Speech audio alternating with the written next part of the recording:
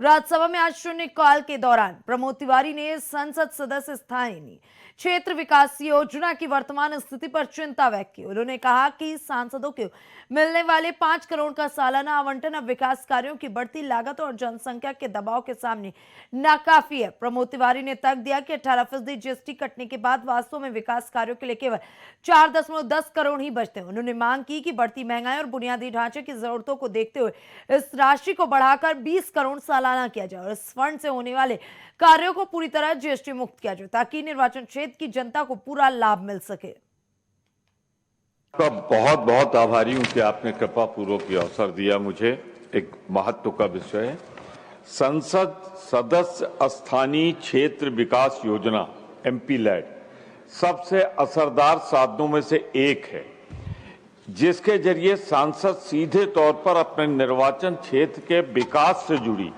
जरूरी जरूरतों को पूरा करते हैं।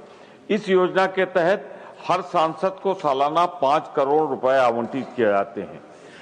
हालांकि पिछले कई सालों से इस आवंटन में कोई वृद्धि नहीं हुई है, जब विकास कार्यों की लागत कई गुना बढ़ गई है। सीमेंट, स्टील, मजदूरी आदि की कीमतों में काफी बढ़ोतरी हुई है।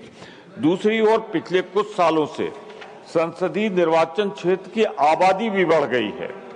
कई निर्वाचन क्षेत्रों की आबादी 20 लाख से ज्यादा है और उनमें औसतन 6, 7, 8 और इससे भी ज्यादा विधानसभाएं होती हैं। ऐसे में 5 करोड़ रुपए का आवंटन प्रति व्यक्ति विकास खर्च के हिसाब से बहुत कम है। इसके अलावा इस योजना के तहत होने वाले काम और सेवाएं जीएसटी से मुक्त नहीं हैं और आमतौर पर उन पर 18% तक जीएसटी लगता है। इस खबर पर प्रतिक्रिया देने के लिए हमारे साथ बीजेपी नेता विकास पांडे जुड़ चुके हैं। विकास जी, इंडिया वॉच में आपका बहुत बहुत स्वागत है। विकास जी, आज राज्यसभा के शून्यकाल के दौरान प्रमोद तिवारी कहते हैं कि जो सांसदों के लिए बजट आवंटित है 5 करोड़, वो बहुत कम है, इसे 20 करोड़ करना चाहिए। फंड की मांग बढ़ाने की बात की है उन्होंने, क्या प्रतिक्रिया है आपके इस पर? बहुत बहुत धन्यवाद। पहले तो देखिए, मुझे लगता है कि जिस तरीके से प्रमोद तिवारी जी ने इस मांग को उठाया है जी, कुछ व्यवहारिक समस्याएं रहती हैं निश्चित तौर पर नीचे सांसदों के साथ में, कि जिस तरीके से देखिए व्यापक जन सुविधाओं को, मूलभूत सुविधाओं को बढ़ाने का काम हमारी सरकार में हुआ है और जिस तरीके से नीचे सांसदों के पास एक बड़ा क्षेत्र होता है, उस पर मुझे लगता है कहीं ना कहीं सरकार भी इस पर सकारात्मकता के साथ विचार करेगी।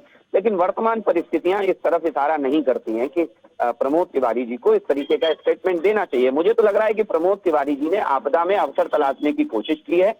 आज जैसा कि सबको पता है कि वैश्विक परिस्थितियां हैं और राहुल गांधी जी लगातार फेल्यूर नेता साबित होते नजर आ रहे हैं।